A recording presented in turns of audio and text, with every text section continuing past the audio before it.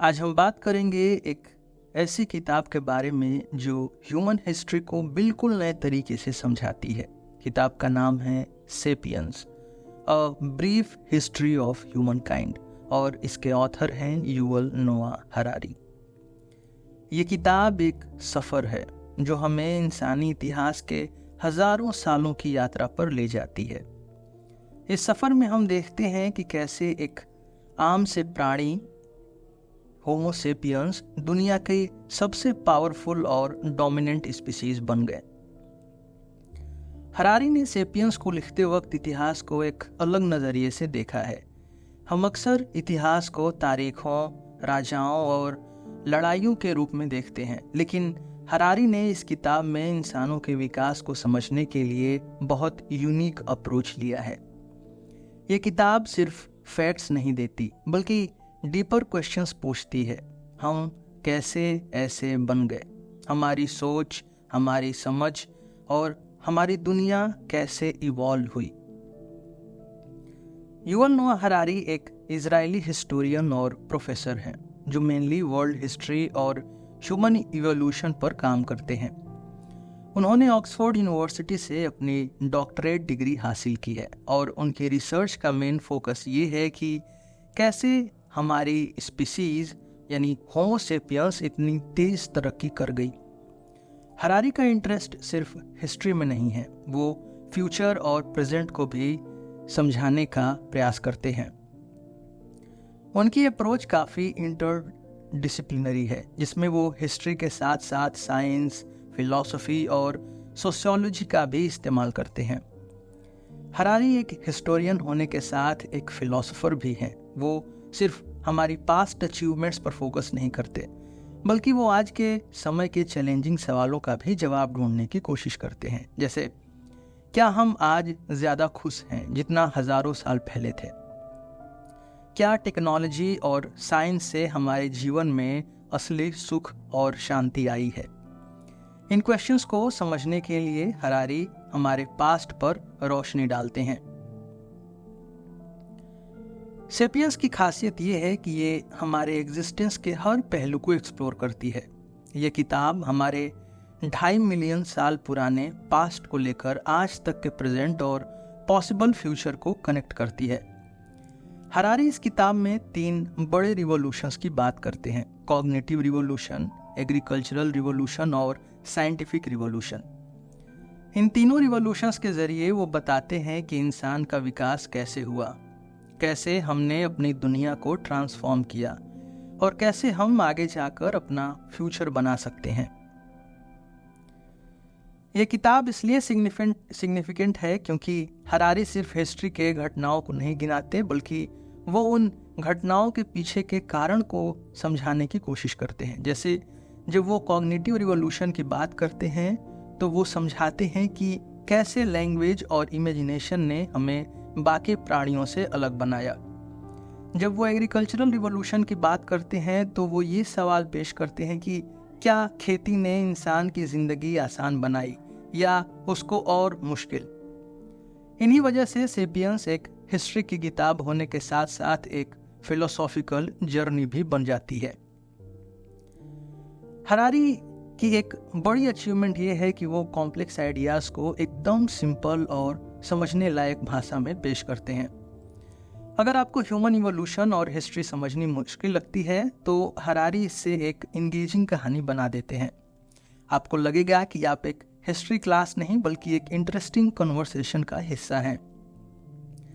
इस किताब का एक और इम्पॉर्टेंट एस्पेक्ट ये है कि हमें एक न्यू पर्सपेक्टिव देती है अपनी पोजीशन समझने का।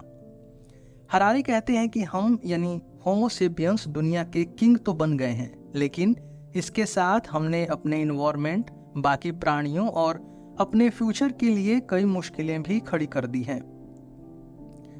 यह किताब सिर्फ पास्ट की बात नहीं करती, बल्कि आज के दुनिया के प्रॉब्लम्स को भी एड्रेस करती है और सोचने पर मजबूर करती है कि हम आगे कैसे बढ़ेंगे।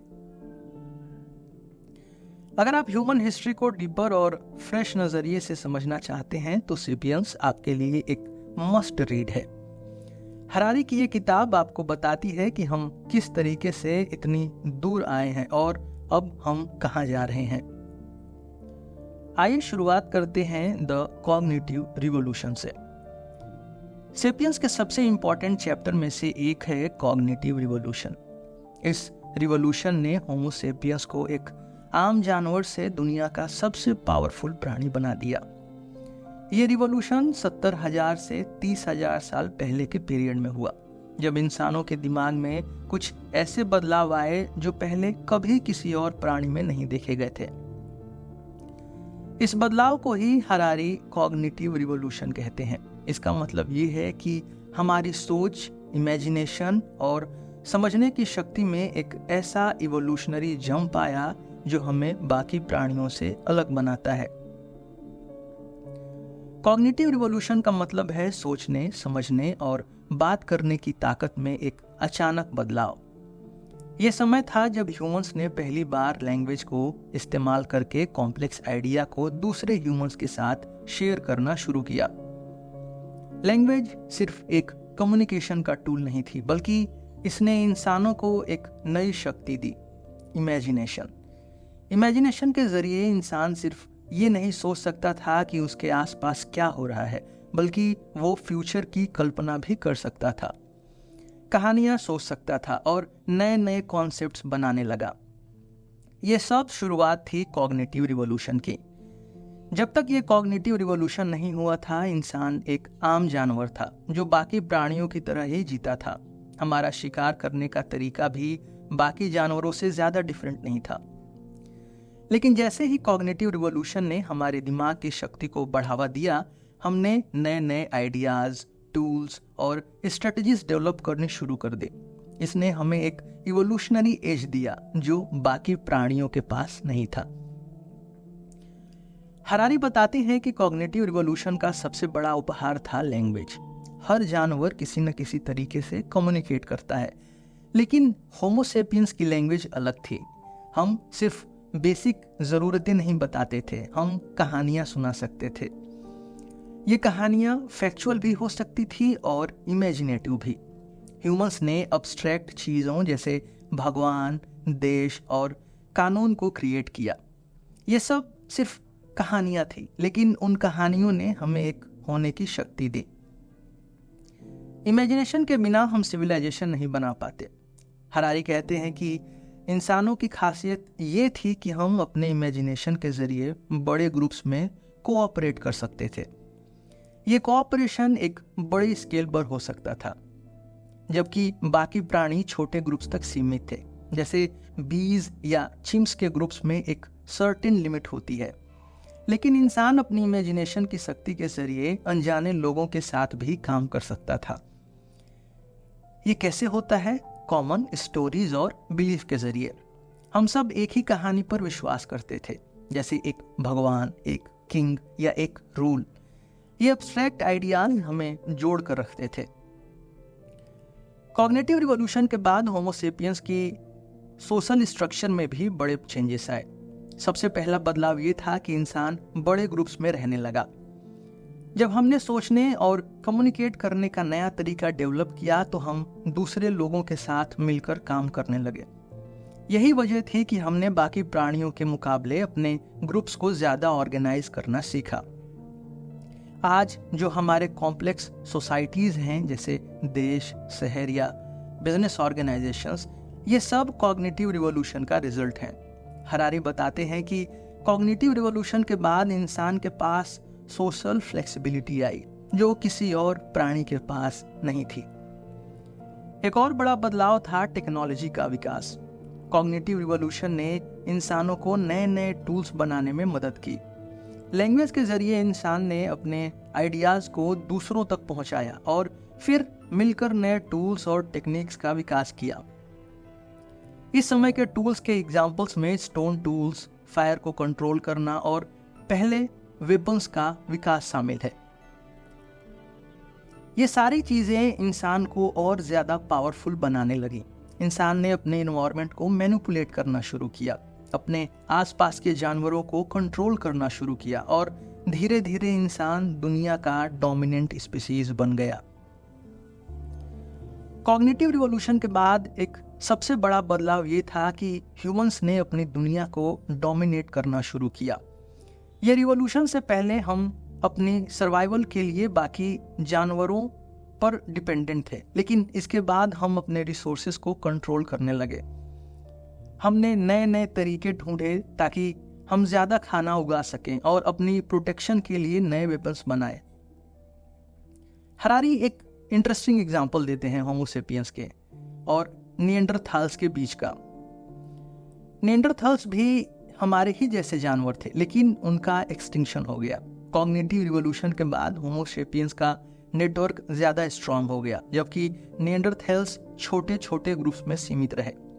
इस वजह से जब रिसोर्सेज की कमी हुई तो होमो सेपियंस ने अपने कोऑपरेशन और कम्युनिकेशन की शक्ति का यूज़ करके ज़्यादा एफिशिएंटली सर्वाइव किया और निएंडरथाल्स को एक्सटिंक्शन का सामना करना पड़ा। यही कॉग्निटिव रिवॉल्यूशन का इम्पैक्ट था। हमें दूसरे प्राणियों पर एक इवोल्यूशनरी एडवांटेज मिला, जिसमें हमने रिसोर्सेज के लिए उनका कंपटीशन खत्म कर दिया। कॉग्निटिव रिवॉल्यूशन ने हमें बाकी प्राणियों से अलग इसलिए बनाया क्योंकि हमने अपनी सोच को बियॉन्ड बेसिक नीड्स इवॉल्व किया।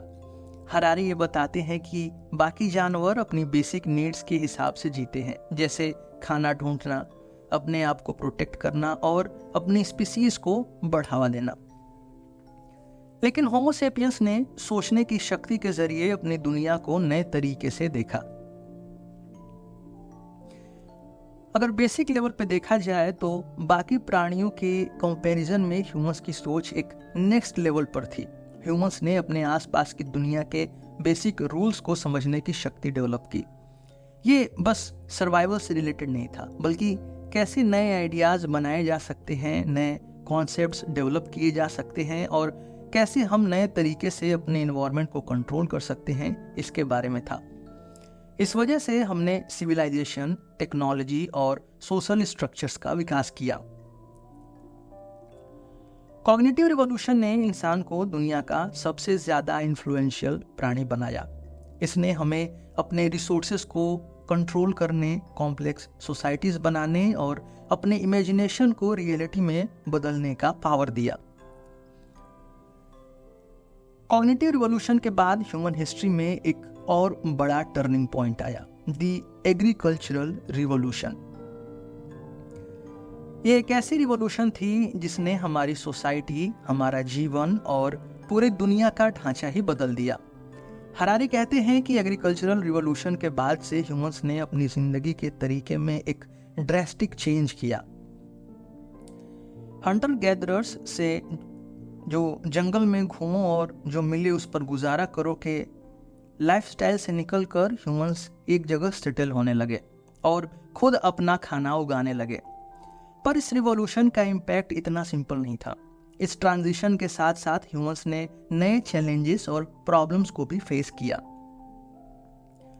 एग्रीकल्चरल रिवॉल्यूशन का मतलब है वो पीरियड जब ह्यूमंस ने जंगल में घूमकर खाना ढूंढने के बजाय एक जगह पर सेटल होकर फार्मिंग शुरू की। ये करीब 10,000 साल पहले शुरू हुई थी, जब लोग समझने लगे कि पेड़ पौधों को किस तरह से उगाया जा सकता है और एनिमल्स को डोमेस्टिकेट करना कैसे संभव है। हंटर गैदरर लाइफ में इंसान अपने आहार के लिए प्रकृति पर निर्भर था। जो फ्रूट्स, नट्स और एनिमल्स मिले वही खाया जाता था। लेकिन जैसे ही फार्मिंग का आइडिया सामने आया, इंसान अपने खाने को कंट्रोल करने लगा। एग्रीकल्चर का मतलब ये था कि ह्यूमंस ने पहली बार अपने एनवायरनमेंट को मैनिपुलेट करना सीखा और हम जंगल में घूमकर खाना ढूंढने के बजाय अपनी जमीन पर क्रॉप्स उगाने लगे। ह्यूमंस ने सीड्स को प्लांट करना, क्रॉप्स को पानी देना और हार्वेस्ट करना सीखा। इसका फायदा ये था कि अब हमारे पास एक रिलायबल फूड सोर्स था और हमें रोज खाना नहीं ढूंढना पड़ता था। हंटर गैदरर लाइफ में इंसान कॉन्स्टेंटली मूव करता रहता था। उसका जीवन डिपेंडेंट था कि एक एरिया में रिसोर्सेस कितने अवेलेबल हैं। जब रिसोर्सेस कम पड़ जाते तो लोग दूसरी जगह चले जाते, यानी हंटर गैदरर सोसाइटीज ज़्यादा मोबाइल और छोटी होती थी। लेकिन जैसे ही एग्रीकल्चरल रिवॉल्यूशन आया, ह्यूमंस ने एक जगह सेटल होना शुरू किया। परमानेंट सेटलमेंट्स का कॉन्सेप्ट इसी पीरियड से आया। फार्मिंग का एक बेनिफिट ये था कि अब इंसान को बार बार जगह बदलने की ज़रूरत नहीं थी। क्रॉप साइकिल के अनुसार ह्यूमंस ने अपने जीवन का पैटर्न सेट कर दिया। हार्वेस्ट सीजन के दौरान क्रॉप्स को उगाया जाता और फिर उसको स्टोर करके बाकी साल के लिए खाना इकट्ठा किया जाता। यह सबसे पहली बार था जब ह्यूमंस ने फूड का सरप्लस बनाना शुरू किया। सरप्लस फूड का मतलब था कि कुछ लोग फार्मिंग के अलावा दूसरे काम करने के लिए फ्री हो गए, जैसे कि टूल्स बनाना, पॉटरीज बनाना या नए इन्वेंशंस करना। इसका नतीजा ये हुआ कि स्पेशलाइजेशन का विकास हुआ। पर इस ट्रांजिशन के साथ साथ कुछ ड्रॉबैक्स भी आए।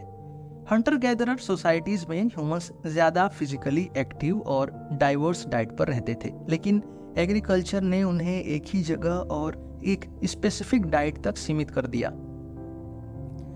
हरारी कहते हैं कि एग्रीकल्चरल रिवॉल्यूशन ने इंसानों की जिंदगी को बदल तो दिया, लेकिन ये सब कुछ पॉजिटिव नहीं था।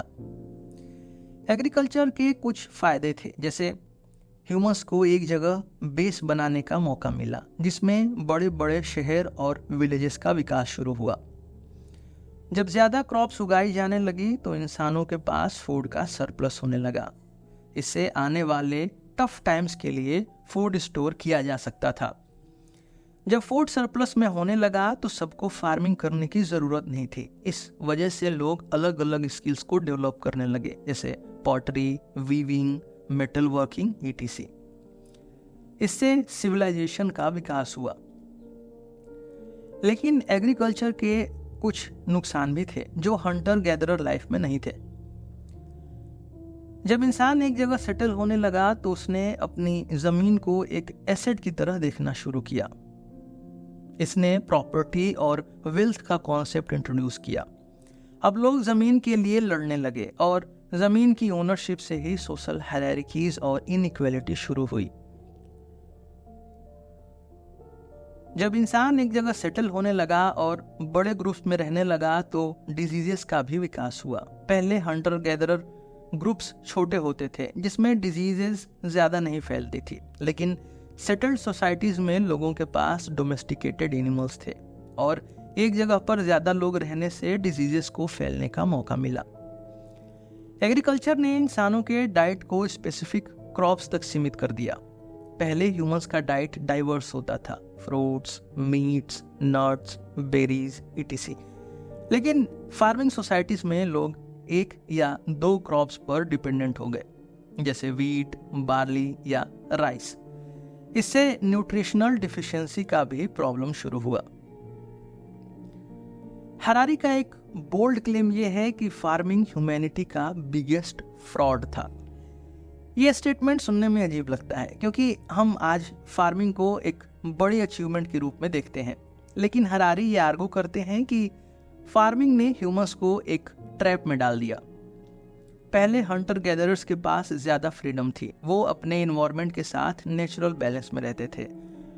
उनकी डाइट डाइवर्स और हेल्दी थी और उनका जीवन ज्यादा एक्टिव था। लेकिन जैसे ही ह्यूमंस ने फार्मिंग शुरू की, वो जमीन के गुलाम बन गए। ज्यादा से ज्यादा क्रॉप्स उगाने के लिए ज्यादा मेहनत करनी पड़ती थी। हरारी कहते हैं कि फार्मिंग ने ह्यूमंस का जीवन आसान बनाने के बजाय उन्हें हार्ड लेबर की एक साइकिल में डाल दिया। फार्मिंग का दूसरा ड्रॉबैक था सोशल इनइक्वालिटी। जब जमीन का कॉन्सेप्ट आया तो कुछ लोगों के पास ज्यादा जमीन थी और कुछ के पास बिल्कुल नहीं थे। इस वजह से सोसाइटी में रिच और पुअर का गैप आना शुरू हुआ। पहले हंटर गैदरर्स में ऐसा नहीं था, लेकिन फार्मिंग सोसाइटीज में जमीन और रिसोर्सेज का कंट्रोल कुछ लोगों के पास सीमित हो गया। एग्रीकल्चरल रिवॉल्यूशन के बाद एक एवरेज ह्यूमंस का जीवन काफी बदल गया। हंटर गैदरर लाइफ में इंसान नेचुरल इन्वायरमेंट में सरवाइव करता था, लेकिन फार्मिंग के बाद इंसान का जीवन जमीन और क्रॉप्स के आसपास घूमने लगा। पहले लोग अपने एनवायरनमेंट के हिसाब से जीते थे, लेकिन अब उनका पूरा ध्यान अपनी क्रॉप्स को प्रोटेक्ट करने और ज्यादा फूड प्रोड्यूस करने पर था। पहले ह्यूमंस एक मोबाइल लाइफ जीते थे, लेकिन एग्रीकल्चर के बाद एक जगह पर बस जाना जरूरी हो गया। इससे विलेजेस और सिटीज का विकास हुआ, जिसमें इंसान एक कॉम्प्लेक्स सोसाइटी में रहने लगा। लेकिन इस कॉम्प्लेक्स सोसाइटी के साथ साथ नए प्रॉब्लम्स भी आए, जैसे प्रॉपर्टी डिस्प्यूट्स, डिजीजेस और इनइक्वालिटी।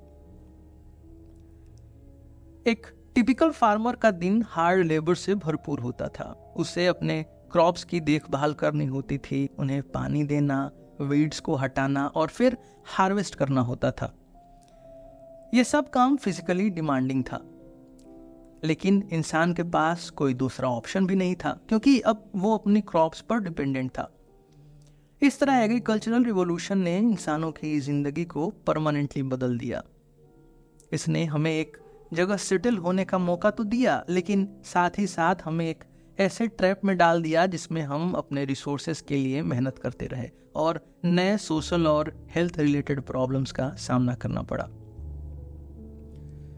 एग्रीकल्चरल रिवॉल्यूशन के बाद इंसानों की सोसाइटी का स्ट्रक्चर बदल गया था, लेकिन एक और बड़ा चेंज आया जब अलग अलग सोसाइटीज ने एक दूसरे से इंटरेक्ट करना शुरू किया। इस इंटरेक्शन ने ह्यूमन काइंड को यूनिफाई करने का प्रोसेस शुरू किया। युवल नोआ हरारी कहते हैं कि इस यूनिफिकेशन के पीछे कुछ की फैक्टर्स थे: मनी, एम्पायर्स और रिलीजन। ये तीन चीजें सोसाइटी के अलग अलग ग्रुप्स को एक साथ लाने में मददगार साबित हुई। हरारी ये समझाते हैं कि कैसे दुनिया के अलग अलग हिस्सों में रहने वाले लोग जो पहले अपने छोटे छोटे ट्राइब्स और कल्चर्स में बंधे हुए थे, उन्होंने एक ग्लोबल लेवल पर कनेक्ट करना शुरू किया। जब इंसान हंटर गैदरर सोसाइटीज में रहता था तो उनके इंटरेक्शंस लिमिटेड थे। एक स्मॉल ग्रुप के साथ ही वो रहते और ज्यादा इंटरेक्शन दूसरे ग्रुप्स के साथ नहीं होता था। लेकिन जैसे जैसे इंसान फार्मिंग कम्युनिटीज में सेटल होने लगे, सोसाइटीज का साइज बढ़ने लगा और अलग अलग ग्रुप्स एक दूसरे के कांटेक्ट में आने लगे। यहाँ से शुरू होता है यूनिफिकेशन का प्रोसेस।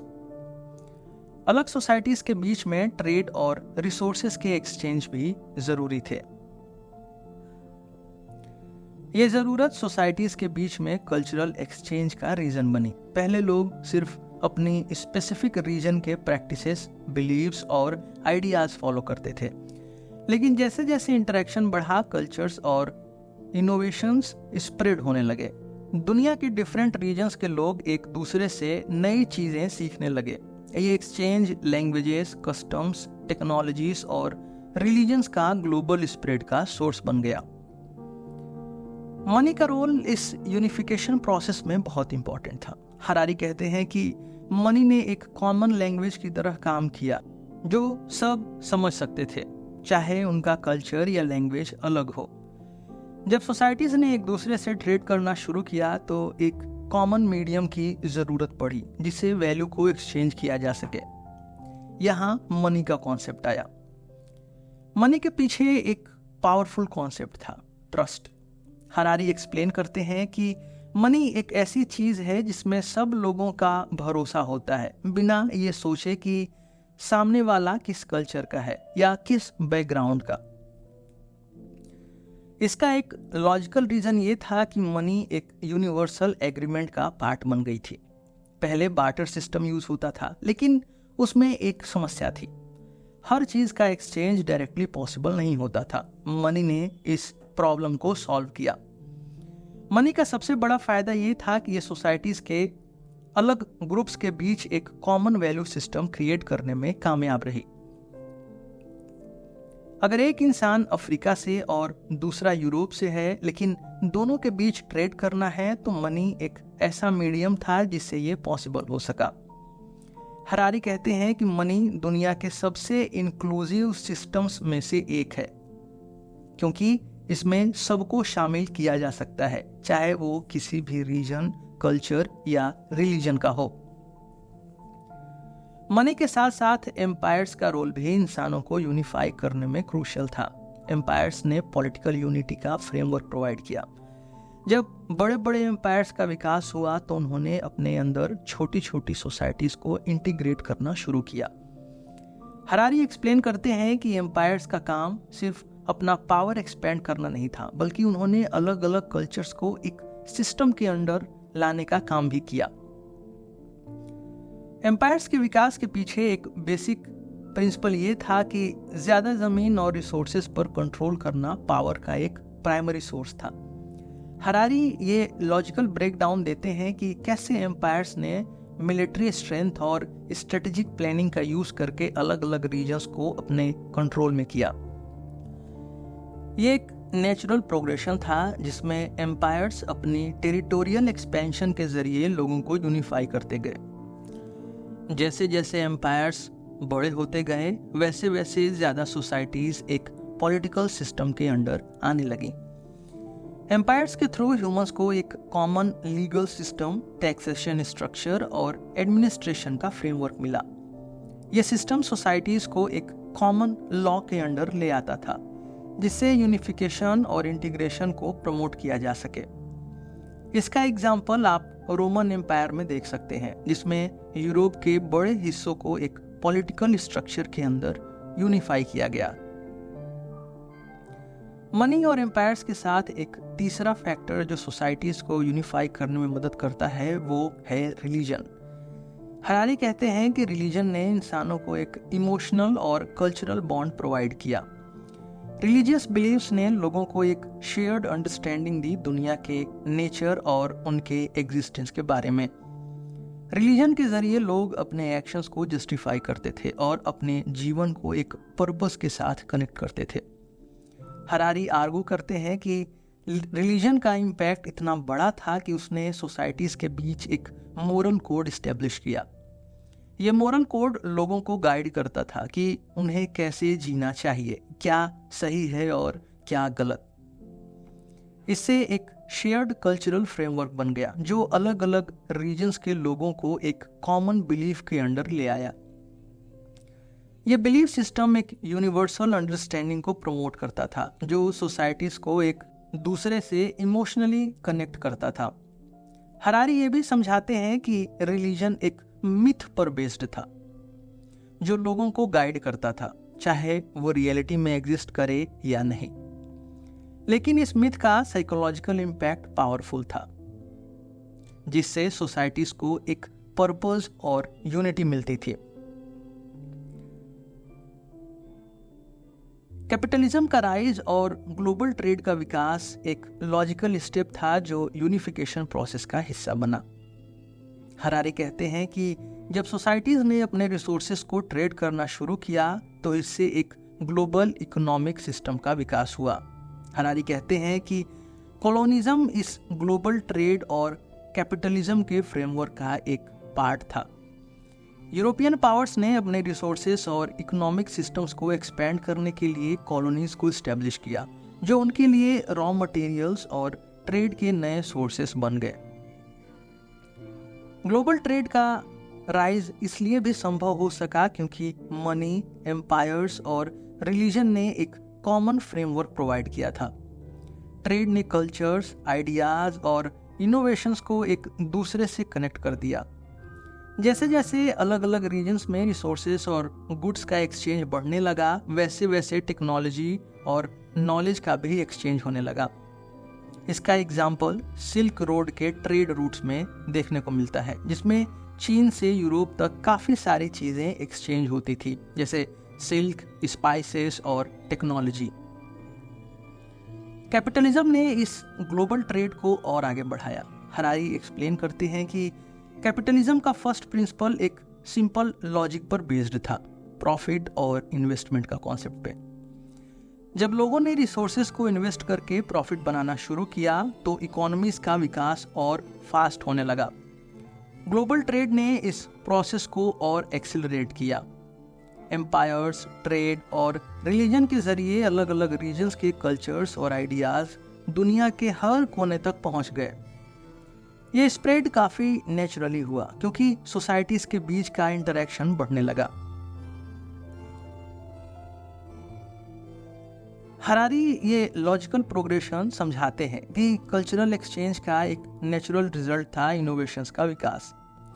जब एक सोसाइटी दूसरे सोसाइटी के आइडियाज़ और प्रैक्टिसेस को अडेप्ट करती है तो नए इन्वेंशंस और टेक्नोलॉजीज का जन्म होता था। इसका एग्जाम्पल आप प्रिंटिंग प्रेस के विकास में देख सकते हैं जिसमें चीन का एक इन्वेंशन यूरोप तक पहुंचा और वहां से दुनिया के हर कोने में स्प्रेड हो गया। मनी, एम्पायर्स और रिलीजन ने इंसानों को एक ग्लोबल सोसाइटी के फ्रेमवर्क में ले आए। इन्होंने लोगों के बीच इकोनॉमिक, पॉलिटिकल और कल्चरल यूनिफिकेशन को प्रमोट किया। हरारी कहते हैं कि इन चीज़ों के बिना दुनिया आज जो ग्लोबलाइज्ड सोसाइटी है वो संभव नहीं होती। मनी ने एक कॉमन इकोनॉमिक लैंग्वेज प्रोवाइड की, एम्पायर्स ने पॉलिटिकल स्टेबिलिटी दी और रिलीजन ने इमोशनल और कल्चरल कनेक्शन को प्रमोट किया। ह्यूमन हिस्ट्री में एक ऐसा दौर आया जिसे हम साइंटिफिक रिवॉल्यूशन कहते हैं। ये एक टर्निंग पॉइंट था जो इंसानी सोच और दुनिया को समझने के तरीके को पूरी तरह से बदल के रख दिया। युवल नोआ हरारी ने सेपियंस में साइंटिफिक रिवॉल्यूशन को एक क्रिटिकल मूवमेंट के रूप में डिफाइन किया है, जो सिर्फ नॉलेज के विकास के लिए नहीं बल्कि इंसानों के दुनिया को देखने का नजरिया बदलने के लिए भी जिम्मेदार था। हरारी कहते हैं कि साइंटिफिक रिवॉल्यूशन एक सिंपल आइडिया पर बेस्ड था, हम सब कुछ नहीं जानते। इस आइडिया ने पुरानी दुनिया के बिलीव्स को चैलेंज किया, जो मोस्टली रिलीजियस और ट्रेडिशनल वैल्यूज पर बेस्ड थे। साइंस ने दुनिया को समझने का एक नया तरीका दिया।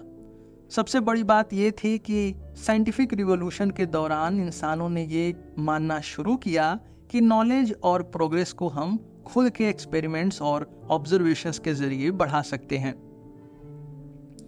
पहले ज्यादातर लोग दुनिया के हर इवेंट और चीज को रिलीजियस या डिवाइन पावर्स के थ्रू समझते थे, लेकिन साइंटिफिक रिवॉल्यूशन के साथ इंसानों ने दुनिया के फिनोमेना को लॉजिकली और साइंटिफिकली एक्सप्लोर करना शुरू किया। साइंटिफिक रिवॉल्यूशन की शुरुआत 16th सेंचुरी यूरोप में हुई, जब लोगों ने ट्रेडिशनल बिलीफ्स को क्वेश्चन करना शुरू किया। कोपरनिकस, गैलीलियो और न्यूटन जैसे साइंटिस्ट ने ये दिखाया कि यूनिवर्स के बारे में हम जो सोचते थे वो गलत भी हो सकता है। हेलियोसेंट्रिक थियरी ने ये इस्टेब्लिश किया कि अर्थ नहीं बल्कि सन यूनिवर्स के सेंटर में है। ये एक रिवोल्यूशनरी थॉट था जो पूरी दुनिया के बिलीफ सिस्टम्स को चैलेंज कर गया। साइंटिफिक रिवॉल्यूशन के एक और इम्पॉर्टेंट एस्पेक्ट का जिक्र हरारी करते हैं, साइंस, टेक्नोलॉजी और कैपिटलिज्म का इंटरकनेक्टेड होना। ये तीन चीज़ें एक दूसरे को सपोर्ट करती हैं और प्रोग्रेस को एक्सेलरेट करने में मदद करती हैं। हरारी कहते हैं कि मॉडर्न कैपिटलिज्म के डेवलपमेंट में साइंस और टेक्नोलॉजी का बहुत बड़ा हाथ था। साइंस ने नई टेक्नोलॉजीज को जन्म दिया और टेक्नोलॉजी ने नए प्रोडक्ट्स और इनोवेशंस को प्रमोट किया, जो कैपिटलिज्म को आगे बढ़ाने में मददगार रहा। इसका एक सिंपल एग्जाम्पल है इंडस्ट्रियल रिवॉल्यूशन, जो मशीन्स और साइंटिफिक एडवांसमेंट की वजह से पॉसिबल हुआ। मशीन्स ने प्रोडक्शन के तरीके को ड्रामेटिकली बदल दिया, जिससे ज़्यादा से ज़्यादा गुड्स का प्रोडक्शन संभव हुआ। ये गुड्स बेचने के लिए मार्केट्स का विकास हुआ और इस प्रोसेस ने कैपिटलिज्म को और स्ट्रॉन्ग बना दिया। हरारी कहते हैं कि एक्सप्लोरेशन भी साइंस और कैपिटलिज्म का एक बाई प्रोडक्ट था। जैसे जैसे एक्सप्लोरर्स नए कॉन्टिनेंट्स और लैंड्स को एक्सप्लोर करते गए, वैसा वैसा उन्हें नए रिसोर्सेज और मार्केट्स मिलते गए। ये एक्सप्लोरेशन साइंटिफिक क्यूरियोसिटी के साथ शुरू हुआ था, लेकिन कैपिटलिज्म ने इसे सपोर्ट किया क्योंकि नए मार्केट्स का मतलब था ज़्यादा प्रॉफिट। इस तरह साइंस और कैपिटलिज्म एक साइकिल की तरह काम करते हैं जो प्रोग्रेस को फास्ट ट्रैक करते हैं। साइंटिफिक रिवॉल्यूशन ने इंसानों की अंडरस्टैंडिंग ऑफ द यूनिवर्स और खुद के एग्जिस्टेंस को ड्रामेटिकली चेंज किया। हरारी ये समझाते हैं कि पहले इंसान अपने आप को यूनिवर्स के सेंटर में देखता था, लेकिन साइंस ने हमें ये दिखाया कि हम सिर्फ एक छोटा सा पार्ट है इस मैसिव यूनिवर्स का। जब डिस्कवरीज होने लगी तो इंसानों ने अपने सराउंडिंग्स को साइंटिफिक टूल से स्टडी करना शुरू किया। फिजिक्स, बायोलॉजी, केमिस्ट्री और एस्ट्रोनॉमी जैसे सब्जेक्ट्स ने हमें ये समझाया कि नेचर के अपने रूल्स हैं जो लॉजिकली एक्सप्लेन किए जा सकते हैं। इस अंडरस्टैंडिंग ने रिलीजियस बिलीव्स को शेक कर दिया, हिला के रख दिया, जो हमेशा से ये कहते आए थे कि हर चीज का एक्सप्लेनेशन स्पिरिचुअल या डिवाइन होता है। साइंटिफिक एडवांसमेंट्स ने हमें नेचर को कंट्रोल करने का भी पावर दिया। फॉर एग्जांपल, मेडिसिन के विकास ने इंसानों की लाइफ एक्सपेक्टेंसी बढ़ा दी। पहले लोग बीमारियों को डिवाइन पनिशमेंट या कर्सेस समझते थे, लेकिन साइंस ने दिखाया कि बीमारियों के पीछे बायोलॉजिकल और इन्वायरमेंटल रीजंस होते हैं जिनका क्योर भी संभव है। ये एक पैराडाइम शिफ्ट था जो इंसानों को अपने सराउंडिंग्स के बारे में कंट्रोल और नॉलेज का सेंस देता था। इससे सोसाइटीज में रैशनल थिंकिंग और लॉजिकल अप्रोच को प्रमोट किया गया। साइंटिफिक रिवॉल्यूशन के कुछ मेजर एडवांसमेंट्स ने सोसाइटीज पर डायरेक्टली असर डाला। एक प्रोमिनेंट एग्जांपल है आइजैक न्यूटन का वर्क। न्यूटन की लॉज ऑफ मोशंस और थियरी ऑफ ग्रेविटेशन ने सिर्फ साइंस को ही नहीं बल्कि इंजीनियरिंग और टेक्नोलॉजी को भी रिवॉल्यूशनाइज कर दिया। न्यूटन के लॉज ने हमें दुनिया को समझने का एक स्ट्रक्चर्ड मॉडल दिया जो मॉडर्न फिजिक्स के फाउंडेशन का काम करता है। दूसरा एग्जाम्पल है चार्ल्स डार्विन की थियरी ऑफ इवोल्यूशन। डार्विन ने यह बताया कि ह्यूमंस एक प्रोसेस के जरिए इवॉल्व हुए हैं और हम सभी लिविंग ऑर्गेनिजम्स के साथ इंटरकनेक्टेड हैं। डार्विन की थियरी ने सोसाइटीज में एक मोरल और रिलीजियस डिबेट को जन्म दिया क्योंकि इस थियरी ने ट्रेडिशनल बिलीव्स को चैलेंज किया था। लेकिन साइंटिफिक कम्युनिटी में इस थियरी ने बायोलॉजी और जेनेटिक्स का डेवलपमेंट को एक्सीलरेट किया।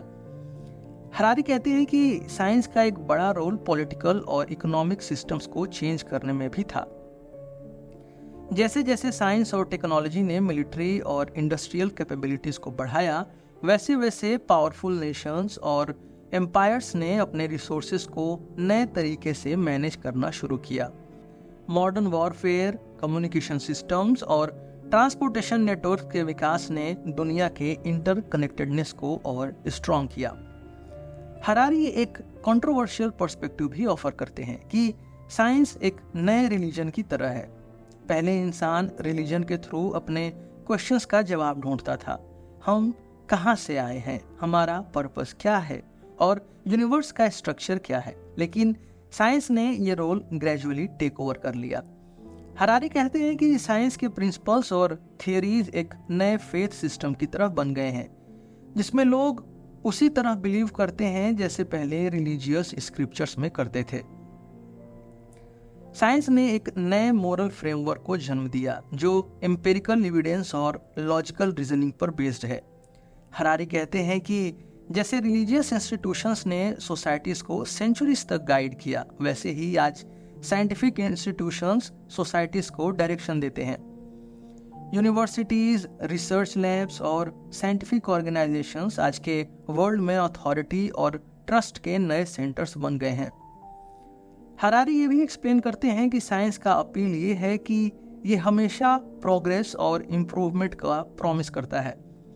रिलीजन जहाँ एक स्पिरिचुअल गोल के लिए फोकस करता था, वहीं साइंस हमेशा ह्यूमन बेटरमेंट और दुनिया को और अच्छा बनाने के प्रॉमिसेस देती है। इस तरह साइंस आज के ज़माने का एक प्रैक्टिकल रिलीजन बन गई है जिसमें हम नेचुरल लॉज और डिस्कवरीज पर फेथ रखते हैं। साइंटिफिक रिवॉल्यूशन ने ह्यूमन हिस्ट्री में एक डीप शिफ्ट को जन्म दिया। इसने पुराने बिलीव्स को चैलेंज किया और नए प्रिंसिपल्स और आइडियाज को प्रमोट किया जो हमेशा लॉजिकल और एविडेंस बेस्ड थे। हरारी कहते हैं कि साइंस ने सिर्फ दुनिया को समझने का एक नया मेथड नहीं दिया, बल्कि इंसानों को अपनी दुनिया पर कंट्रोल और अंडरस्टैंडिंग का एक नया सेंस दिया। साइंस और टेक्नोलॉजी का ग्रोथ कैपिटलिज्म के साथ लिंक हुआ और इन्होंने मिलकर सोसाइटीज के इवोल्यूशन को फास्ट ट्रैक किया। आज हमारी दुनिया को देखकर हम समझ सकते हैं कि साइंस एक नए रिलीजन के रूप में उभरा है जिसमें प्रोग्रेस और ह्यूमन बेटरमेंट का प्रॉमिस है और जो हमें एक नए मोरल और प्रैक्टिकल फ्रेमवर्क देता है। कैपिटलिज्म आज के ज़माने की एक ऐसी सिस्टम है जो हर जगह छा गई है। हरारी अपनी किताब सेपियंस में कैपिटलिज्म को सिर्फ एक इकोनॉमिक मॉडल नहीं बल्कि एक पावरफुल फोर्स के रूप में देखते हैं जो मॉडर्न सोसाइटी को डीपली शेप करता है। कैपिटलिज्म का सीधा मतलब है कि गुड्स और सर्विसेज का प्रोडक्शन और डिस्ट्रीब्यूशन प्राइवेट इंडिविजुअल्स और कंपनीज के हाथ में होता है, जहां प्रॉफिट मेकिंग प्राइमरी ऑब्जेक्टिव होती है। कैपिटलिज्म के आने से ह्यूमन सोसाइटीज में एक नया फोकस आया, कॉन्टिन्यूअस ग्रोथ का। पहले सोसाइटीज के लिए प्रायोरिटी सर्वाइवल थी, लेकिन कैपिटलिज्म ने इंसानों के जीने का तरीके को बदल दिया। अब प्रायोरिटी सिर्फ बेसिक नीड्स को फुलफिल करना नहीं, बल्कि लगातार एक्सपेंशन और वेल्थ एक्यूमुलेशन थी। कैपिटलिज्म का सबसे बड़ा ड्राइविंग फोर्स है कंपटीशन। जो कंपनीज ज़्यादा इनोवेटिव और एफिशिएंट होती हैं, वो मार्केट में सक्सेसफुल होती हैं। इस प्रोसेस ने इंसानों के प्रायोरिटीज को भी शिफ्ट किया। जहां पहले सर्वाइवल और बेसिक नीड्स इंपॉर्टेंट थे, अब लोगों का फोकस वेल्थ, मटेरियल गुड्स और ज़्यादा से ज़्यादा एक्यूमुलेशन पर है। हरारी कहते हैं कि यह शिफ्ट सिर्फ इकोनॉमीज को नहीं, बल्कि ह्यूमन सोसाइटीज के हर एस्पेक्ट को इन्फ्लुएंस करता है, from how we live to how we think. अगर बेसिक प्रिंसिपल के तौर पर देखा जाए तो कैपिटलिज्म का आइडिया सिंपल है। सप्लाई और डिमांड के बैलेंस से मार्केट चलती है। हरारी समझाते हैं कि ये प्रिंसिपल इंसानी ग्रीड और डिजायर के ऊपर बेस्ड हैं। लोग हमेशा अपने नीड्स और डिजायर्स को सेटिस्फाई करने के लिए कुछ न कुछ नया चाहते हैं और मार्केट उसी के अकॉर्डिंग इवॉल्व करती है। यही कैपिटलिज्म की फंडामेंटल ड्राइविंग फोर्स है, यानी एंडलेस कंजम्पशन। हरारी ये आर्गू करते हैं कि कैपिटलिज्म के कॉन्टिन्यूअस ग्रोथ का कॉन्सेप्ट ह्यूमन हिस्ट्री में एक मेजर शिफ्ट ले आया। पहले इंसान एक फाइनाइट वर्ल्ड में रहते थे, लिमिटेड रिसोर्सेस और फाइनाइट वेल्थ के साथ, लेकिन कैपिटलिज्म के आने के बाद ये आइडिया बदल गया। अब ह्यूमन सोसाइटीज में इन्फिनिट ग्रोथ का एक नया मंत्र है, जो हमेशा ज़्यादा प्रोडक्शन, ज़्यादा कंजम्पशन और ज़्यादा वेल्थ क्रिएशन पर फोकस करता है। ये एक नई आइडियोलॉजी है जिसमें सोसाइटीज और इकोनॉमीज ग्रोथ के बिना सर्वाइव नहीं कर सकती। हरारी कहते हैं कि ये सोच इंसानों के जीवन के हर एस्पेक्ट को इम्पैक्ट करती है। कैसे हम अपना काम देखते हैं, कैसे हम अपने जीवन के गोल्स सेट करते हैं और कैसे हम अपनी दुनिया को समझते हैं। हर इंसान का काम है कंट्रीब्यूट करना इकोनॉमिक मशीन में, चाहे वो प्रोडक्शन कर रहा हो या कंजम्पशन। इस कॉन्टिन्यूअस ग्रोथ के प्रेशर ने ह्यूमन प्रायोरिटीज को फंडामेंटली चेंज कर दिया है। अब लोग अचीवमेंट्स और मटेरियल सक्सेस को हैप्पीनेस का मेजर समझते हैं। हरारी इस फेनोमेनन को कंज्यूमरिज्म के साथ लिंक करते हैं। हरारी कंज्यूमरिज्म को कैपिटलिज्म का इनएविटेबल रिजल्ट कहते हैं। कंज्यूमरिज्म का मतलब है कि सोसाइटीज इस आइडिया पर बेस्ड हैं कि लोग कांस्टेंट कंजम्पशन करते रहें। कंपनीज नई चीज़ें बनाती हैं और कंज्यूमर्स उन्हें खरीदते हैं, जिससे मार्केट इकोनॉमी ग्रो करती है। हरारी कहते हैं कि मॉडर्न सोसाइटीज़ में हमें कंज्यूम करने के लिए ट्रेन किया जाता है। एडवर्टाइजमेंट, मार्केटिंग और ब्रांडिंग के जरिए कंपनीज हमारे डिज़ायर्स को मैनिपुलेट करती हैं और हमें ये सोचने पर मजबूर करती हैं कि हमारी खुशी का रास्ता ज़्यादा से ज़्यादा चीज़ें खरीदने से होकर गुजरता है।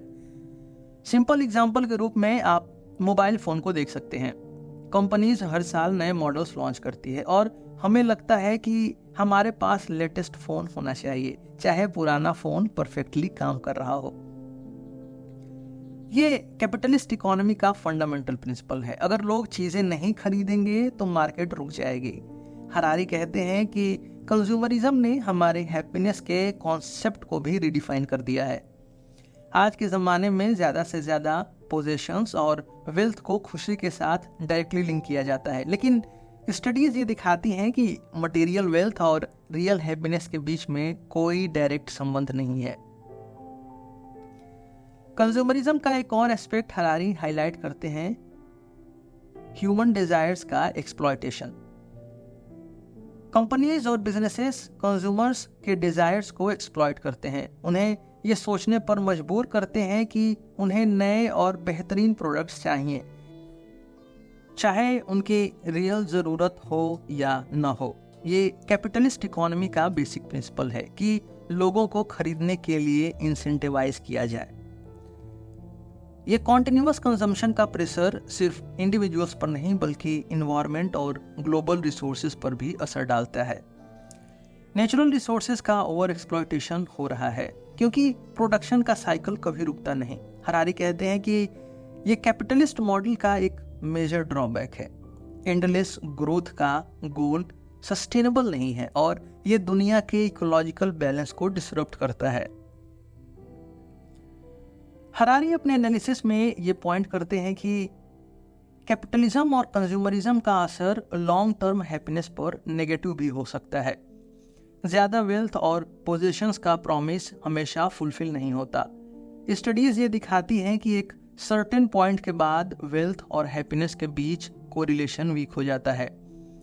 हरारी कहते हैं कि इंसान के लिए रियल हैप्पीनेस और फुलफिलमेंट का सोर्स एक्सटर्नल मटेरियल सक्सेस नहीं बल्कि इंटरनल साइकोलॉजिकल वेलबीइंग है। इस कॉन्सेप्ट को समझाने के लिए एक सिंपल एनोलॉजी ली जा सकती है, हेडोनिक ट्रेडमिल।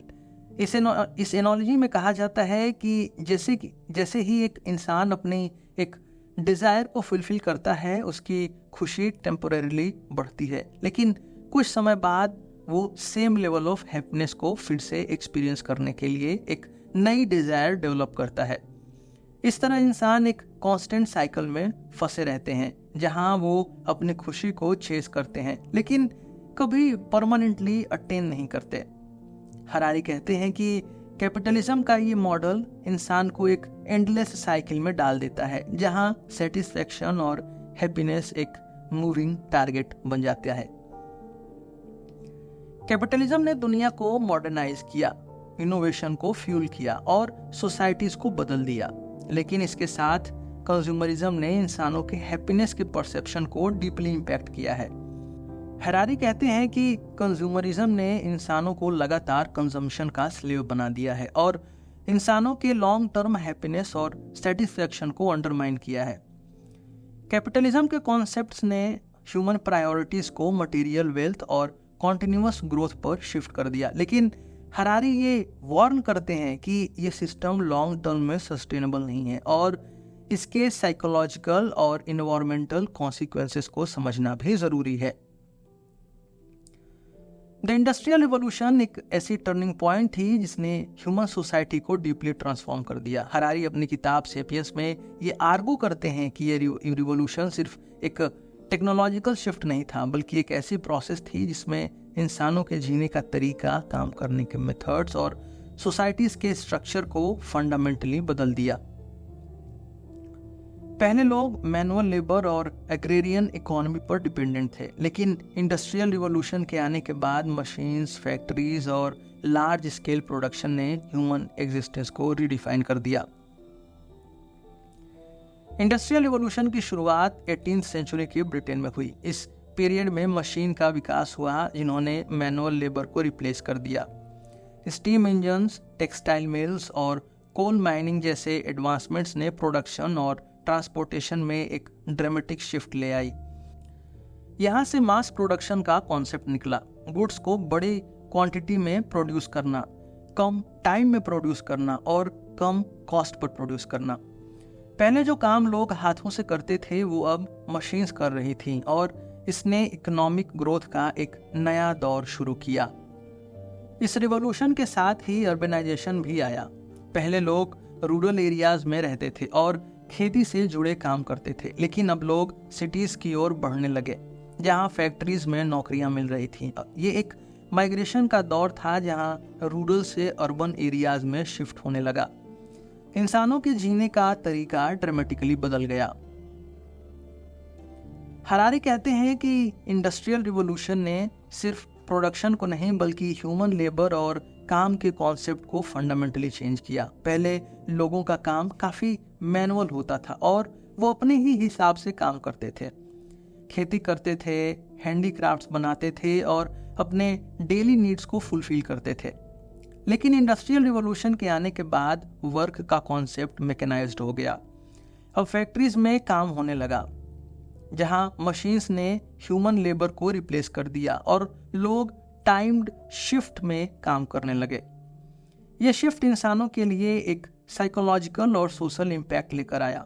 अब लोग सिर्फ अपनी बेसिक नीड्स फुलफिल नहीं कर रहे थे बल्कि वो एक लार्जर सिस्टम के पार्ट बन गए थे जहां प्रोडक्शन का एक कॉन्टिन्यूअस फ्लो चलता था। इस सिस्टम में इंसान का रोल एक कॉग इन द मशीन बन गया और ये रिवॉल्यूशन इंसानों के जीवन में एक रूटीन और प्रेडिक्टेबिलिटी ले आई। हरारी कहते हैं कि ये ट्रांसफॉर्मेशन मॉडर्निटी का फाउंडेशन बना। मॉडर्निटी का मतलब ही ये था कि ह्यूमन लाइव्स अब लार्ज स्केल सिस्टम्स और इंडस्ट्रीज के अंडर चलने लगी थी। इस ट्रांसफॉर्मेशन का एक बड़ा असर था एलिनेशन, यानी लोग अपने काम से इमोशनली डिस्कनेक्ट होने लगे, क्योंकि वो जो काम कर रहे थे उसका एंड प्रोडक्ट उनसे दूर हो गया। पहले एक क्राफ्ट्समैन अपना प्रोडक्ट खुद बनाता और बेचता था, लेकिन अब वो एक लार्जर मशीन का एक पार्ट बन गया, जहां उसके काम का फाइनल रिजल्ट उसके लिए पर्सनल नहीं था। इंडस्ट्रियल रिवॉल्यूशन ने सिर्फ ह्यूमन सोसाइटीज को नहीं बल्कि इन्वायरमेंट को भी डीपली अफेक्ट किया। हरारी इस बात पर जोर देते हैं कि इस रिवॉल्यूशन ने नेचुरल रिसोर्सेज का अनप्रेसिडेंटेड एक्सप्लॉयटेशन शुरू किया। कोयल, ऑयल और मिनरल्स जैसे रिसोर्सेज का मास एक्सट्रैक्शन शुरू हो गया, जिससे इन्वायरमेंट पर नेगेटिव इम्पैक्ट पड़ा। इससे पहले की इकोनॉमीज का डिपेंडेंस लार्जली रिन्यूएबल रिसोर्सेज पर था, जैसे कि सोलर एनर्जी, विंड एनर्जी और बायोमास। लेकिन इंडस्ट्रियलाइजेशन ने फॉसिल फ्यूल्स पर हैवी रिलायंस को जन्म दिया, जिससे इन्वायरमेंट में पोल्यूशन और इकोलॉजिकल इम्बैलेंस होने लगा। हरारी कहते हैं कि मॉडर्न ह्यूमंस की इंडस्ट्रियल लाइफस्टाइल का नेचर ही ऐसा है जिसमें वो कंज्यूम करते हैं, एक्सप्लॉइट करते हैं और इन्वायरमेंट को रीशेप करते हैं। मशीन्स और फैक्ट्रीज के थ्रू हम अपने आसपास के इन्वायरमेंट को लगातार बदल रहे हैं, लेकिन इस रीशेपिंग का नेगेटिव इम्पैक्ट भी उतना ही ज़्यादा है। इंडस्ट्रियल वेस्ट, एयर पोल्यूशन और डिफॉरेस्टेशन ने प्लेनेट को डिग्रेड कर दिया है। ये इंडस्ट्रियल मॉडल सिर्फ शॉर्ट टर्म इकोनॉमिक ग्रोथ के लिए सस्टेनेबल है, लेकिन लॉन्ग टर्म में इन्वायरमेंटल सस्टेनेबिलिटी के लिए एक बड़ा रिस्क बन गया है।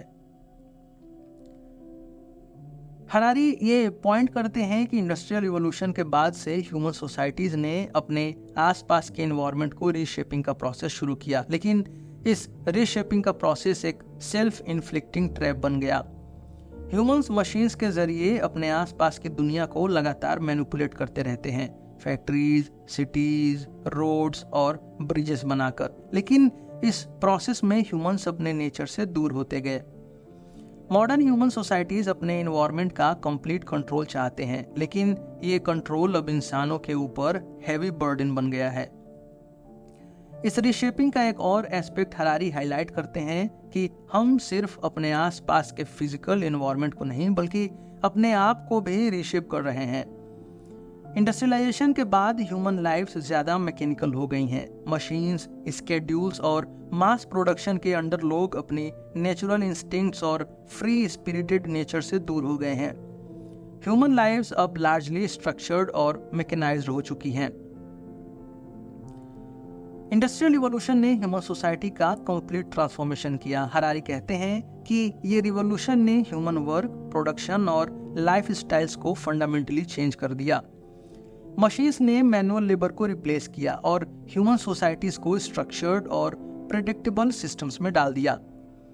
ये रिवॉल्यूशन ने न सिर्फ ह्यूमन वर्क को रिशेप किया बल्कि हमारे इन्वायरमेंट पर भी डीप इम्पैक्ट्स छोड़े। इंडस्ट्रियलाइजेशन का प्रोसेस अब हमारे आसपास की दुनिया को और खुद ह्यूमंस को भी कॉन्टिन्यूसली रीशेप कर रहा है।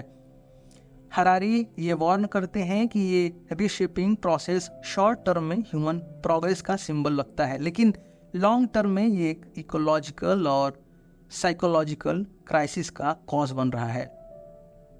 इंडस्ट्रियल रिवॉल्यूशन ने मॉडर्निटी का फाउंडेशन बनाया, लेकिन इस रिवॉल्यूशन का डीपर इम्पैक्ट ह्यूमन वेलबीइंग और एनवायरमेंटल सस्टेनेबिलिटी पर क्वेश्चन मार्क खड़े करता है।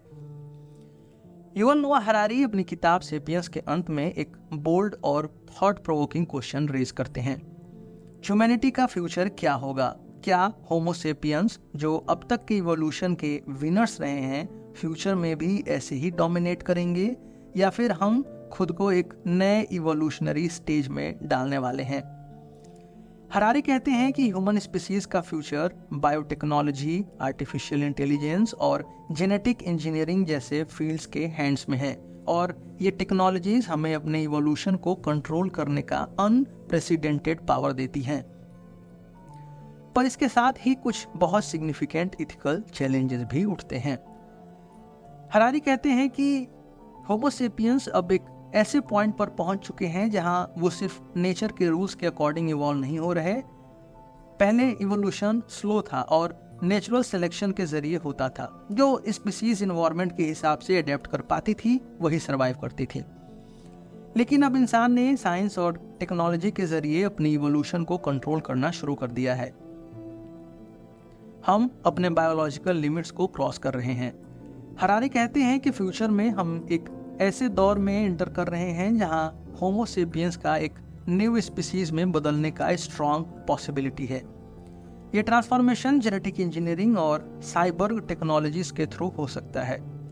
ह्यूमंस अब अपने जीन्स को मॉडिफाई कर सकते हैं, अपने बॉडीज में मैकेनिकल पार्ट्स डाल सकते हैं और अपनी इंटेलिजेंस को मशीन के साथ मर्ज कर सकते हैं। ये चेंजेस सिर्फ एक इंक्रीमेंटल इम्प्रूवमेंट नहीं होगा, बल्कि एक न्यू स्पीसीज के जन्म का रीजन बन सकता है, जो शायद आज के होमो सेपियंस से काफी अलग हो। बायोटेक्नोलॉजी का विकास आज के समय में ह्यूमन इवोल्यूशन का सबसे एक्साइटिंग और कंट्रोवर्शियल पॉसिबिलिटीज में से एक है। हरारी कहते हैं कि बायोटेक्नोलॉजी का इस्तेमाल करके हम अपने जीन्स को मॉडिफाई कर सकते हैं। अब हम अपने फिजिकल और मेंटल कैरेक्टरिस्टिक्स को कंट्रोल कर सकते हैं। फॉर एग्जाम्पल, फ्यूचर में हम अपनी हाइट, इंटेलिजेंस, मेमोरी और फिजिकल स्ट्रेंथ को जेनेटिकली इन्हेंस कर सकते हैं। लेकिन ये जेनेटिक इन्हेंसमेंट के साथ इथिकल क्वेश्चंस भी उठते हैं। क्या ये सभी के लिए एक्सेसिबल होगा या सिर्फ कुछ एलीट ग्रुप के लिए?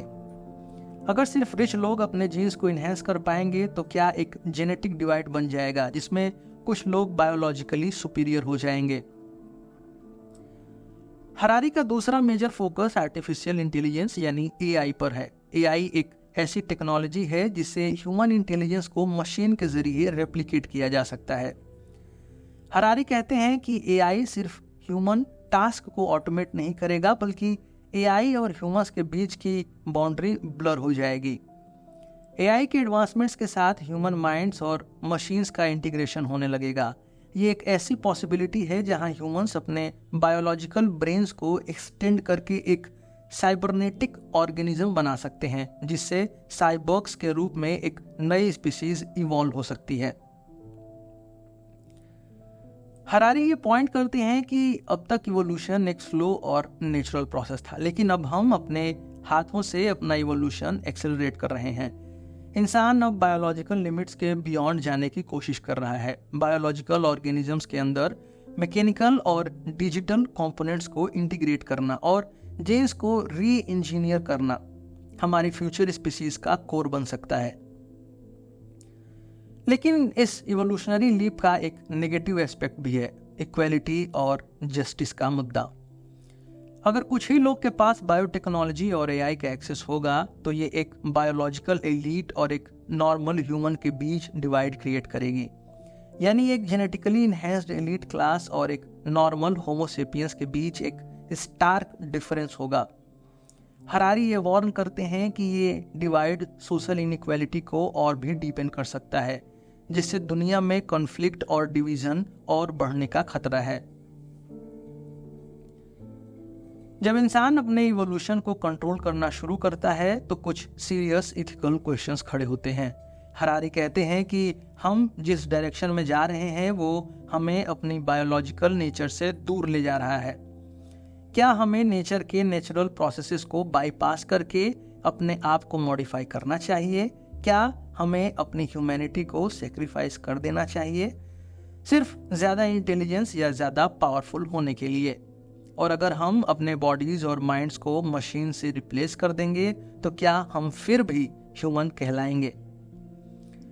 हरारी का एक और इम्पॉर्टेंट पॉइंट है कंट्रोल का। जब हम बायोटेक्नोलॉजी और एआई का इस्तेमाल करते हैं तो हमें ये भी सोचना पड़ता है कि ये टेक्नोलॉजीज किस हाथ में होनी चाहिए। क्या सही है कि गवर्नमेंट्स या प्राइवेट कॉरपोरेशंस इतनी पावरफुल टेक्नोलॉजीज को कंट्रोल करें, अगर एआई या जेनेटिक इंजीनियरिंग का गलत इस्तेमाल किया गया तो इसके कॉन्सिक्वेंसेस ह्यूमैनिटी के लिए कैटेस्ट्रॉफिक हो सकते हैं। इसलिए हरारी ये क्वेश्चन उठाते हैं कि रिस्पॉन्सिबिलिटी का रोल कौन निभाएगा और किस लिमिट तक हमें इन टेक्नोलॉजीज को अपने जीवन में इंक्लूड करना चाहिए। हरारी कहते हैं कि जब इंसान अपने इवोल्यूशन को कंट्रोल करता है तो वो अपने आप को एक नई स्पीसीज बनाने की पावर पा लेता है, लेकिन इस प्रोसेस में एक एग्जिस्टेंशियल क्वेश्चन भी शामिल होता है, ह्यूमैनिटी की असली मीनिंग क्या है। अगर हम अपने बायोलॉजिकल नेचर को रिप्लेस कर देंगे तो क्या हम अपनी ह्यूमन इसेंस को खो देंगे? क्या मशीन के साथ इंटीग्रेट होने के बाद भी हम ह्यूमंस ही रहेंगे या फिर हम पोस्ट ह्यूमंस बन जाएंगे? ये एक चैलेंजिंग क्वेश्चन है जिसका आंसर सिंपल नहीं है। हरारी का पर्सपेक्टिव ये है कि ह्यूमैनिटी का फ्यूचर अब लार्जली इंसानों के हाथ में है। हम जिस डायरेक्शन में अपने आप को ले जा रहे हैं वो एक अनप्रेसिडेंटेड पाथ है, जहां हम अपनी बायोलॉजिकल और इंटेलेक्चुअल कैपेबिलिटीज को मशीन के साथ मर्ज करके एक नई रियलिटी बना रहे हैं। हरारी कहते हैं कि होमो सेपियंस का फ्यूचर सिर्फ इवोल्यूशन का रिजल्ट नहीं होगा, बल्कि इंसानों के हाथों का डिसीजन होगा। बायोटेक्नोलॉजी और एआई के एडवांसमेंट्स इंसानों को अपनी लिमिट्स के बियॉन्ड ले जा सकते हैं और हम एक नई स्पीसीज में ट्रांसफॉर्म हो सकते हैं। लेकिन ये transformation ethical challenges, social divide और एग्जिस्टेंशियल क्वेश्चंस भी लेकर आता है। हरारी का मैसेज सिंपल है, फ्यूचर में हम जिस डायरेक्शन में जाएंगे वो लार्जली हमारे चॉइसेस और डिसीजंस पर डिपेंडेंट होगा। युवल नोआ हरारी अपनी किताब सेपियंस में सिर्फ हिस्ट्री और ह्यूमन इवोल्यूशन को नहीं समझाते, बल्कि इंसान के जीवन के डीपर फिलोसॉफिकल क्वेश्चंस को भी टच करते हैं, हैप्पीनेस, पर्पस और मीनिंग। हरारी ये सवाल उठाते हैं कि जितना प्रोग्रेस और टेक्नोलॉजिकल एडवांसमेंट ह्यूमैनिटी ने अचीव किया है, क्या उससे हम सच में ज़्यादा खुश हो गए हैं? क्या हम आज के मॉडर्न दौर में उन एंशिएंट ह्यूमन से ज़्यादा सेटिस्फाइड और पर्पसफुल लाइफ जी रहे हैं जो हजारों साल पहले जंगल में शिकार करते और एक सिंपल जीवन जीते थे? हरारी ये क्वेश्चन डायरेक्टली पूछते हैं, क्या आज का इंसान पुराने समय के इंसान से ज़्यादा खुश है? आज के मॉडर्न ह्यूमंस के पास टेक्नोलॉजी, हेल्थ केयर, लग्जरी और कंफर्ट्स हैं जो हजारों साल पहले का इंसान सोच भी नहीं सकता था। पर ये सब के होने के बावजूद हरारी कहते हैं कि हैप्पीनेस का लेवल शायद उतना बढ़ा नहीं जितना हम समझते हैं। हरारी के नज़रिए से देखा जाए तो हैप्पीनेस का कनेक्शन सिर्फ मटेरियल पोजीशन, प्रोग्रेस और इकोनॉमिक ग्रोथ से नहीं होता। भले ही मॉडर्न ह्यूमंस के पास मशीन्स हैं जो काम आसान करती हैं, मेडिसिन्स हैं जो बीमारियों को रोक लेती हैं और कम्युनिकेशन टूल्स हैं जो पूरी दुनिया को कनेक्ट करते हैं, लेकिन इसके बावजूद लोग अपने आप को लोनली, स्ट्रेस्ड और डिसकनेक्टेड महसूस करते हैं। इसलिए हरारी कहते हैं कि आज का इंसान शायद पुराने ज़माने के हंटर गैदरर से ज़्यादा खुश नहीं है। उन एंशिएंट ह्यूमंस का जीवन फिजिकली चैलेंजिंग था, पर वो अपनी कम्युनिटी के साथ डीपली कनेक्टेड थे और उन्हें अपने सर्वाइवल में एक डायरेक्ट पर्पस दिखाई देता था। हरारी ये भी आर्गू करते हैं कि मॉडर्न ह्यूमंस को अपनी एक्सपेक्टेशंस के चक्कर में भी हैप्पीनेस से कॉम्प्रोमाइज करना पड़ता है। आज का इंसान कॉन्स्टेंटली ज़्यादा चाह रहा है, ज़्यादा पैसे, ज़्यादा सक्सेस, ज़्यादा कन्वीनियंस, और जब हमारी एक्सपेक्टेशंस रियलिटी से मैच नहीं करती तो डिससेटिस्फैक्शन और अनहैप्पीनेस बढ़ने लगती है। दूसरी तरफ पुराने समय के लोगों के पास लिमिटेड रिसोर्सेस और लिमिटेड एम्बिशंस थी, जिससे वो अपने जीवन में रिलेटिव सेटिस्फैक्शन पाते थे। हरारी कहते हैं कि हैप्पीनेस से ज़्यादा बड़ा क्वेश्चन है मीनिंग और पर्पस का। इंसान अपनी ज़िंदगी में मीनिंग ढूंढने की कोशिश करता है और हर समय का इंसान अपने टाइम के अकॉर्डिंग ये मीनिंग कंस्ट्रक्ट कर रहा है। एंशिएंट ह्यूमंस के लिए लाइफ का पर्पस सिंपल था, सर्वाइवल और अपनी कम्युनिटी को सपोर्ट करना। लेकिन मॉडर्न ह्यूमंस के पास ज़्यादा कॉम्प्लेक्स टूल्स और रिसोर्सेस होने के बावजूद वो अक्सर अपनी लाइफ का पर्पस खो देते हैं। हरारी कहते हैं कि पुराने समय में रिलीजन और माइथोलॉजी लोगों को मीनिंग और पर्पस प्रोवाइड करते थे, भले ही वो स्टोरीज साइंटिफिकली एक्यूरेट नहीं थी, लेकिन वो एक स्ट्रक्चर्ड नैरेटिव देती थी जो इंसान को उसके जीवन का एक डायरेक्शन दिखाता था। आज के मॉडर्न वर्ल्ड में साइंस और टेक्नोलॉजी ने रिलीजन की जगह ले ली है, लेकिन ये हमेशा मीनिंग और पर्पस नहीं प्रोवाइड करते। साइंस हमें बताता है कि दुनिया कैसे काम करती है, लेकिन ये नहीं बताता कि हमें अपनी लाइफ का पर्पस क्या बनाना चाहिए। हरारी कहते हैं कि आज के इंसान को अपने मीनिंग और पर्पस को सेल्फ कंस्ट्रक्टेड करना पड़ता है। मॉडर्न सोसाइटीज में हमारी बिलीफ्स और वैल्यूज का मिक्स बन गया है। कुछ लोग रिलीजन में मीनिंग ढूंढते हैं, कुछ नेशनलिज्म में, कुछ कैरियर में और कुछ पर्सनल हैप्पीनेस में। लेकिन एक यूनिवर्सल सेंस ऑफ पर्पस का अब्सेंस अक्सर मॉडर्न ह्यूमंस को एग्जिस्टेंशियल क्राइसिस में डाल देता है। आज का इंसान अक्सर कंफ्यूज होता है कि उसकी लाइफ का असली मीनिंग क्या है। हरारी का एक और इंटरेस्टिंग पर्सपेक्टिव ये है कि मॉडर्न इंसान का हैप्पीनेस का कॉन्सेप्ट इटसेल्फ प्रॉब्लमेटिक है। आज के टाइम में हम अक्सर अपनी खुशी को एक्सटर्नल अचीवमेंट्स के साथ कनेक्ट करते हैं। एक अच्छी जॉब, एक बड़ा घर, एक परफेक्ट रिलेशनशिप। लेकिन हरारी कहते हैं कि ट्रू हैप्पीनेस शायद इंटरनल चीज़ों में होती है, लाइक कंटेंटमेंट, इनर पीस और इमोशनल वेलबीइंग। पुराने समय के लोगों के पास इतनी मटेरियल चीज़ें नहीं थी, पर उनके पास अपने साथ और अपने कम्युनिटी के साथ एक डीप कनेक्शन था। मॉडर्न ह्यूमन सोसाइटीज में स्पेशली कैपिटलिज्म और कंज्यूमरिज्म के राइज के बाद लोग अक्सर अपनी खुशी को मटेरियल पोजेशंस में ढूंढते हैं। लेकिन हरारी कहते हैं कि ये एक इल्यूजन है। True happiness according to Harari material growth और एक्सटर्नल सक्सेस से नहीं आती, ये मेंटल स्टेट और सेल्फ अवेयरनेस के साथ ज़्यादा रिलेटेड होती है। हरारी अपनी किताब में ये सवाल खड़ा करते हैं कि हैप्पीनेस और मीनिंग का असली सोर्स क्या है। भले ही हमने टेक्नोलॉजिकल प्रोग्रेस अचीव की हो, लेकिन आज भी इंसान को अपनी लाइफ के पर्पस और खुशी को समझने में मुश्किल होती है। हरारी के नज़रिए से देखा जाए तो शायद सिंप्लिसिटी, कम्युनिटी और सेल्फ अवेयरनेस वो चाबियां हैं जो हमें सही हैप्पीनेस और मीनिंग तक ले जा सकती हैं, चाहे हम कितना भी प्रोग्रेस कर लें। अब हम सेपियंस की जर्नी के अंतिम पड़ाव पर हैं, जहां हमने पूरी ह्यूमन हिस्ट्री को एक नए पर्सपेक्टिव से देखा। इस किताब ने हमें ह्यूमन इवोल्यूशन, सोसाइटी के ट्रांसफॉर्मेशंस और ह्यूमन नेचर की कई इंपॉर्टेंट एस्पेक्ट्स को समझने का एक डीप इंसाइट दिया है। युवल नोआ हरारी ने हर स्टेज पर हमें ये दिखाया कि कैसे हम होमो सेपियंस एक सिंपल स्पीसीज से लेकर आज की एडवांस्ड सिविलाइजेशन तक आए हैं। सबसे पहले हमने कॉग्निटिव रिवोल्यूशन के बारे में जाना। लैंग्वेज, इमेजिनेशन और कोऑपरेशन जैसे यूनिक एबिलिटीज ने ह्यूमंस को एक इवोल्यूशनरी एज दिया, जिस वजह से हमने बाकी स्पीसीज पर कब्जा जमा लिया। कॉग्निटिव रिवोल्यूशन के थ्रू हमने कॉम्प्लेक्स सोसाइटीज और कल्चर्स डेवलप किए, जिसमें आइडियाज़ और इमेजिनेशन का इम्पोर्टेंस सबसे ज़्यादा था। फिर हमने देखा कैसे एग्रीकल्चरल रिवोल्यूशन ने ह्यूमन सोसाइटीज़ को फंडामेंटली बदल दिया। पहले इंसान हंटर गैदरर थे जो अपने इन्वायरमेंट के हिसाब से जीते थे, पर खेती करने से इंसान एक जगह सेटल हो गया और ये सेटलमेंट के साथ साथ सोशल हायरार्कीज, डिजीजेज और लैंड के बंधन शुरू हुए। हरारी ने इसे ह्यूमैनिटी का बिगेस्ट फ्रॉड कहा, क्योंकि इंसानों के जीवन शायद इस ट्रांसफॉर्मेशन के बाद ज़्यादा कॉम्प्लेक्स और मुश्किल हो गया। फिर बात आई यूनिफिकेशन ऑफ ह्यूमन काइंड की। एम्पायर्स, रिलीजन और मनी ने अलग अलग सोसाइटीज़ को एक कॉमन फ्रेमवर्क में जोड़ना शुरू किया।